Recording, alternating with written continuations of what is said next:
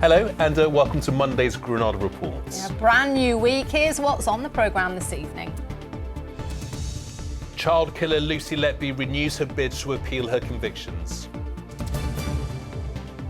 Manchester's brand new arena, the huge Co-op Live, pulls the plug on tomorrow night's Peter Kay gig. They say the venue isn't ready. A 3-year football ban for the fan convicted of tragedy chanted. The locals in Cumbria protesting over plans for a holiday park that's close to the home of a rare toad.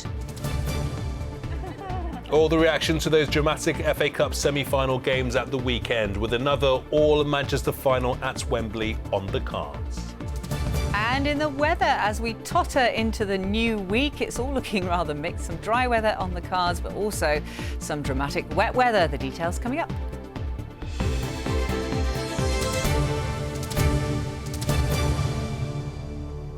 So please do stay with us. But first tonight, child killer Lucy Letby has renewed her bid for permission to appeal against her convictions. The former nurse had her initial application refused in January. Today, Letby's lawyers have been arguing their case at the Court of Appeal. That's where our reporter Emma Sweeney is for us now. Let's head live to Emma. Emma, what can you tell us about today's hearing? Well, Mel, this was Lucy Letby's second attempt at seeking permission to appeal against all her convictions after a single judge in January refused her initial application. Today, Lucy Letby was wearing a navy top with white polka dots on and a grey cardigan, and she listened into these proceedings remotely as her lawyer, Benjamin Myers KC, began the process of putting forward her case in front of a panel of 3 judges. Now, Lucy Letby was handed multiple whole life terms after she was found guilty in August of last year of murdering 7 babies and attempting to murder a further 6 at the Countess of Chester Hospital between June of 2015 and June of the following year. Now, because there are a number of court orders in place, we can't name the children in that initial case. There are also a number of restrictions in place, which means that we can't really go into any detail as to what happened here today. And that's because Lucy Letby is due to stand a retrial in June of this year on 1 count of attempted murder of a baby girl known only as Baby Kay, after the jury in the initial trial were unable to reach a verdict. So for fear of prejudicing that forthcoming trial, we can't go into detail, but what I can tell you is that Lucy Letby is seeking to challenge her convictions on 4 grounds, which involves the argument that the judge at the trial wrongly refused legal applications made during the trial. Now, this hearing will continue here at the Royal Courts of Justice tomorrow. There's also a public inquiry into the events at the Countess of Chester Hospital, and that is due to take place in the autumn. Emma at the Court of Appeal for now. Thank you. Well, next tonight, and Peter Kay's huge opening gig at Manchester's brand new Co-op Live arena has been cancelled. The highly anticipated show at the city's new venue was due to go ahead tomorrow, but it was announced this lunchtime that work there isn't complete and hasn't been signed off by the council. Well, Co-op Live say it's been a difficult decision and that the shows will be rescheduled. Let's speak to our entertainment correspondent, Caroline Whitmore. And Caroline, you were at the test event over the weekend, so were you surprised by this decision today? Do you know, Gamal, I wasn't, if I'm honest, because when we were there filming all day. We got to see inside the bowl of the arena. It's an amazing venue, you know, the space is incredible. But there was still a lot of work to be done, a lot of cleaners around, which you expect, you know, but there was a lot of work to be done. We actually did chat to General Manager Gary Roden on Saturday, and I asked him, will you be ready? And unfortunately, this was his answer on Saturday.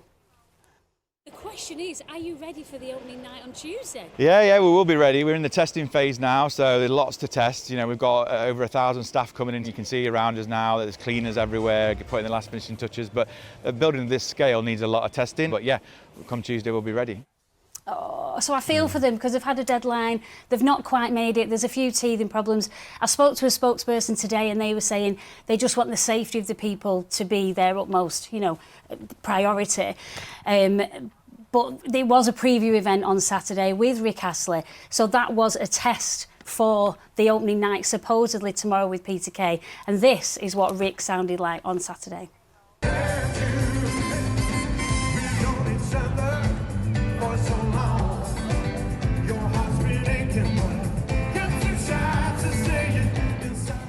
there were some tickets that were cancelled on Saturday as well, weren't there? Yeah, they seem to have teething problems on Saturday as well, bless them. So not all the tickets were cancelled, but some were cancelled just an hour before. And we've spoken to a disappointed fan. Alison, take a listen.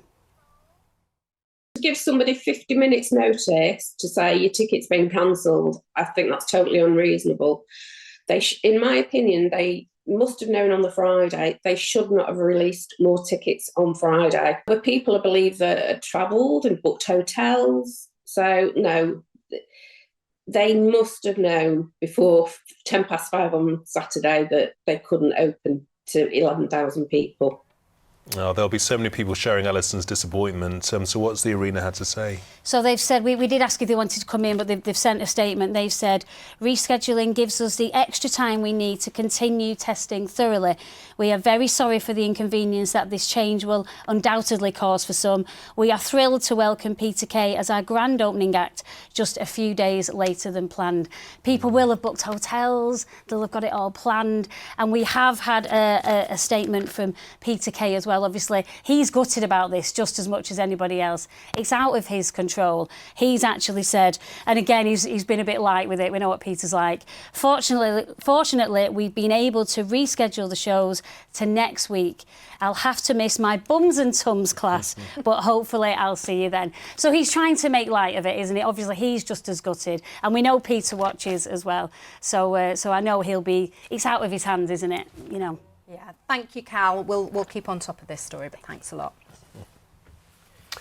Well, next, and a Manchester United supporter convicted today of tragedy chanting has told a court he hopes it makes other fans think twice. Michael Avery is 45 and from Manchester pleaded guilty to a public order offence after making offensive gestures to Liverpool fans at the FA Cup quarter-final. Live now to our reporter Anna Yosef, who's been at court for us. And Anna, the defendant in this case, said he was ashamed by his actions. He did. Michael Avery told the court that he was ashamed, embarrassed and deeply sorry. He said he'd wished it had never happened and that he hoped other people look at what happens to me and think twice before they do anything at football games. Now, this case centres around a social media video that shows Avery making offensive gestures relating to the Hillsborough and Heysel football stadium disasters. The video was taken at last month's FA Cup quarter-final between Manchester United and Liverpool. The court heard how the following day, after the video had gone viral, Avery had gone to his local police station and told officers that people were getting the wrong end of the stick. Today, after pleading guilty to a public order offence, he was fined £800 and told that he'd be banned from attending football matches in the UK for the next 3 years. He was also told that he would have to surrender his passport when certain games are played outside the UK. And Anna, this case raises the issue of tragedy chanting at matches when football fans chant or make offensive gestures based on football-related tragedies. So what is being done to tackle this issue? Well, a fair bit, Mel. At the start of this football season, the Crown Prosecution Service released new guidelines around punishments for these sorts of offences. And we're certainly seeing more of these types of cases now reaching the courts. And the clubs themselves, where they're also taking action, they're campaigning, explaining to fans that this sort of behaviour will not be tolerated and that there will be consequences. That's something the campaigner Margaret Aspinall, whose son died at Hillsborough, certainly welcomes. We've had to grow a crocodile skin, but there is some survivors who were there that day, and I know personally who are still suffering. And they might say 35 years ago they're still suffering. Yes, memories don't go. As one campaign about tragedy chanting puts it, this is about keeping the passion in football but losing the poison. Anna in Manchester, thank you so much. Well, in other news today, and a woman's been arrested after a car ploughed into a primary school in Everton this morning. The car drove through the wall of the Beacon Church of England primary school at 8:30. Pupils and staff were evacuated from the building, but no one at the school was harmed. A 39-year-old woman is being held on suspicion of drug driving and careless driving. Police have reopened a crime scene in Salford Woodland where they found a human torso. A murder investigation was launched earlier this month after a walker made the discovery. The victim is believed to have been a white man aged over 40. No one has so far been charged in connection with the remains. A church on the Isle of Man is hosting what's been described as an inspiring art installation to highlight the environmental challenges our planet is facing. Gaia, a giant illuminated hanging earth, will spend 3 weeks in St Thomas's Church in Douglas. Organisers say they hope it will inspire people to take seriously the challenge of climate change. I hope they come away realising what a precious place our earth is, how valuable it is, and how much we need to really care for it. The environment is massively important to the Isle of Man because we have such a beautiful environment. So we, more than a lot of people, know how wonderful the earth is. Next tonight, over the weekend, another of our Conservative MPs announced they were quitting the party and leaving Parliament. This time, it was the Fylde MP, Mark Menzies, following claims he misused political donations to pay off, quote, bad people. Well, Mr Menzies said he was standing down due to the pressures on him and his elderly mother, but he'll remain in post until the general election. Let's go to Westminster now and join our political editor, David Wood. And David, was this expected? I don't think this was a huge surprise. Mark Menzies only really had two options, I think, going into the weekend. One was to resign immediately and trigger a by-election. I don't think he or the Conservative Party would have wanted that. This was the other one. He'll sit as an independent MP until the next general election, whenever that is. In his statement, you've mentioned part of it, but he said it's been an enormous privilege to represent his constituency since 2010, and then requested privacy. I think the Conservatives will be hoping he stays quiet now until the general election, and it sort of removes their link with this scandal. But as one political expert at Edge Hill University puts it, they may not be that lucky. In a sense, it's unfair because these are all scandals about individuals, but the cumulative effect is to say, look, there's something wrong with this party and they're in crisis management mode. One of the questions that gets asked often is, why don't they act more quickly? Why don't they sort things out? But it can be difficult. So I think as outsiders, what we see is a party with a lot of problems and finding it very difficult to get past those problems and talk about policy. Mark Menzies will join another backbench former Conservative, now independent MP, the Hazelgrove MP Will Wragg, who only earlier this month quit the Parliamentary Conservative Party after he became involved in a honey trap scandal here in Westminster. I think the Conservatives will be hoping they're now distanced enough from both men that it won't do any damage to Rishi Sunak or the party, but I think they're kidding themselves. I think a significant amount of damage has been done in the past month alone to the Conservative brand, particularly in the North West. OK, David Wood in Westminster, thank you very much indeed.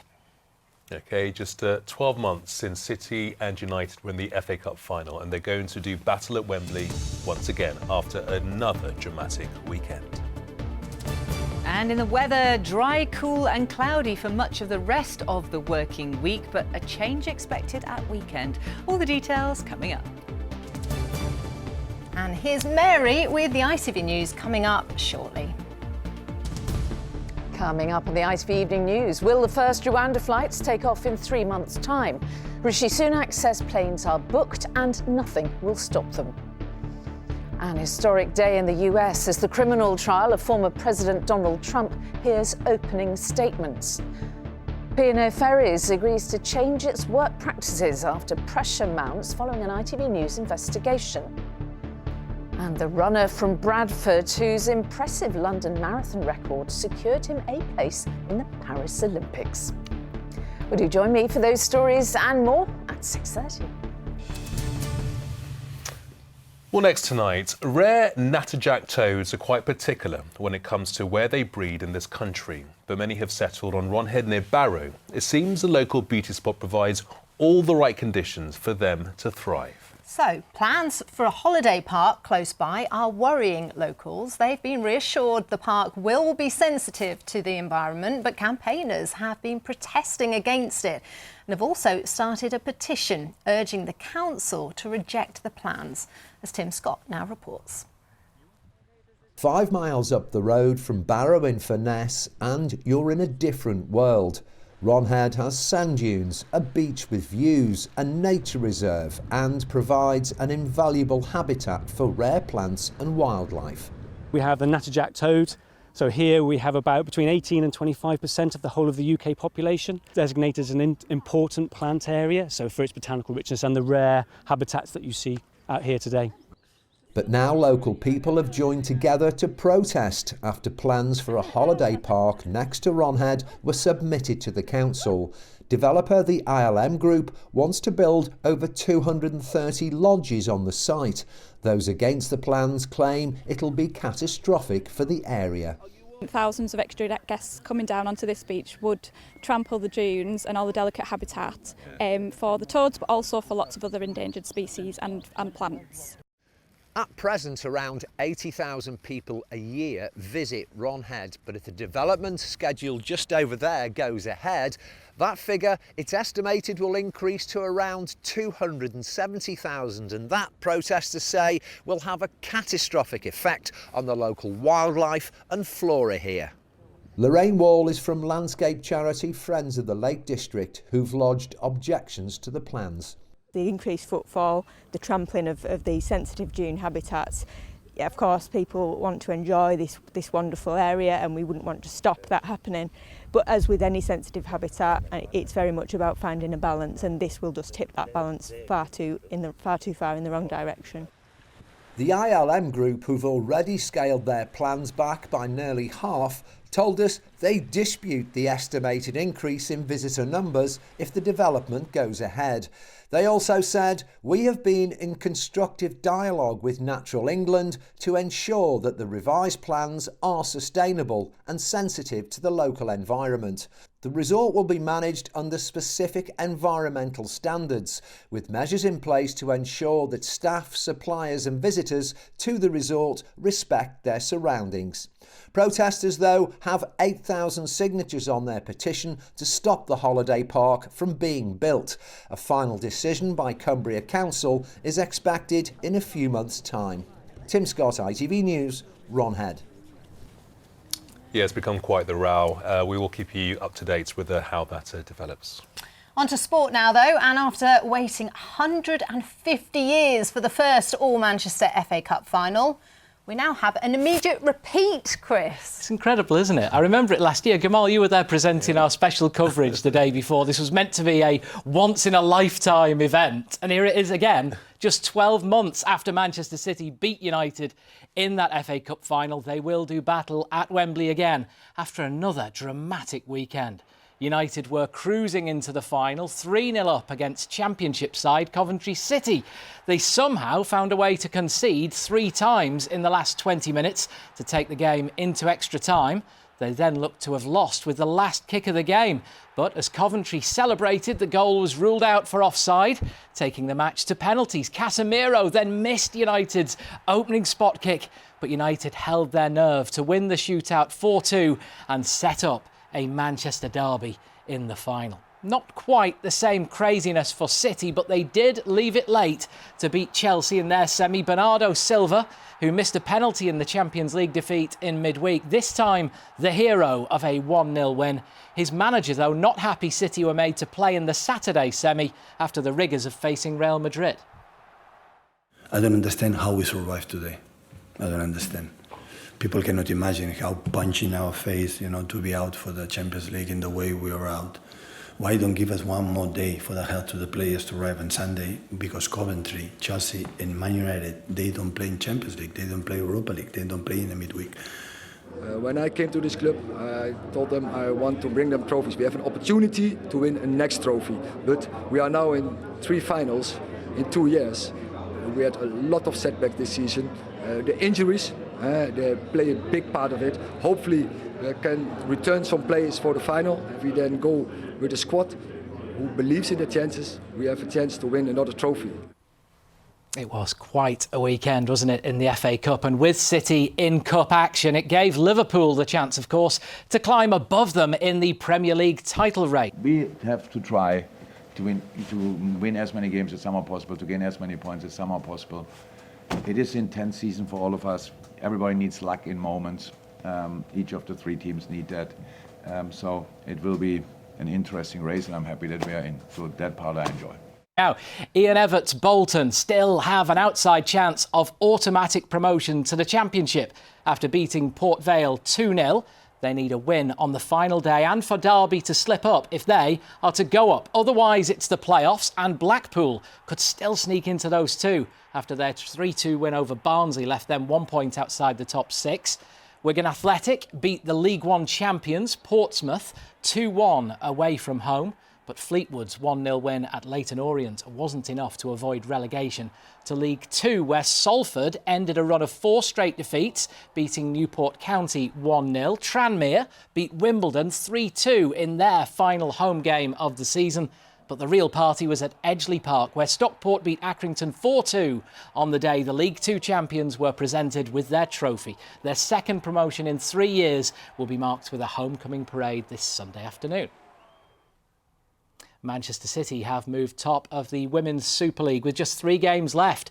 They are 3 points above Chelsea, who do have a game in hand, but this will have helped City's goal difference, beating West Ham 5-0. Elsewhere, Liverpool needed just the 1 goal to beat Bristol City away from home, while Manchester United salvaged a 2-2 draw with Spurs in injury time in a dress rehearsal for next month's FA Cup final.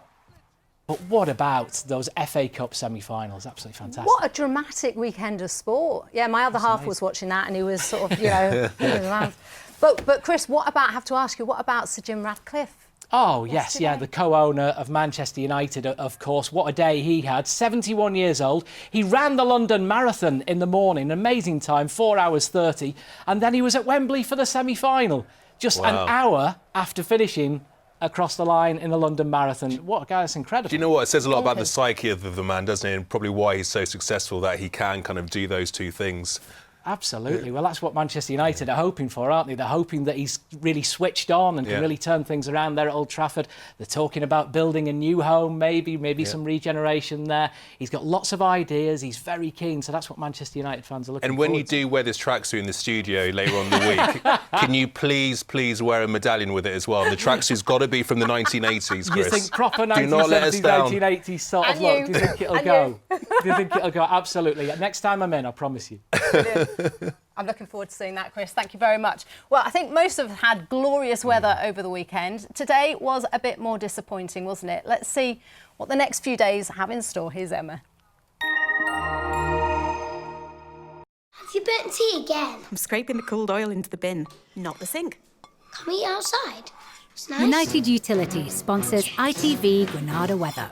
Hello there, very good evening to you. Hope you've had a good day. Happy World Earth Day. It's not been fantastic weather-wise, has it? There's a very annoying, slow-moving weather front dropping southwards with cloud, rain and drizzle on it.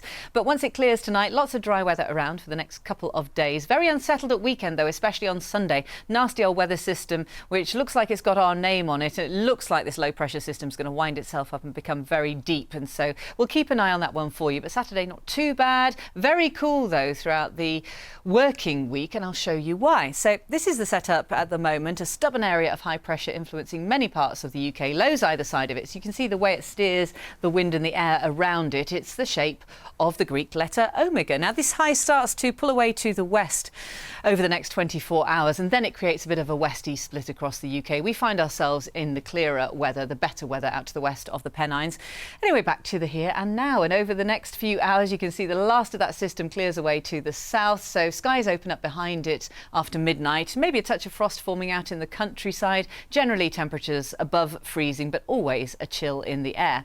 Sun's up tomorrow at 10 to 6, sets about 8:30 in the evening. It's an optimistic, bright, chilly start to the day, and after lunchtime we see more blue as well. Just a bit of fair weather cloud drifting around, nothing to spoil the day too much. Temperatures still on the cool side, but not bad in shelter and in the sunshine. And don't forget, at this time of year, the sun is as strong as it would be in the middle of August. So if you plan on sitting out in it, you may need some SPF. Wednesday, sunny spells. Thursday, sunny spells, but more cloud. A few showers on Friday. Not a bad day on Saturday. Bye-bye. It's a little bit burnt. United Utilities sponsors ITV Granada weather. Well, that's much more promising with the weather, isn't it? And of course, it wasn't just Jim Radcliffe from our region who took part in the London Marathon. Hats off to everyone who got involved yesterday. But extra plaudits definitely go to one air ambulance paramedic from the Northwest who broke a Guinness World Record. Yeah, my goodness. Caroline from Clitheroe took on the 26.2-mile course wearing her full flight suit, including the helmet, finishing in a record-breaking time of 4 hours and 36 minutes. Amazing. Very well done. We'll see you later. Bye-bye. Goodbye.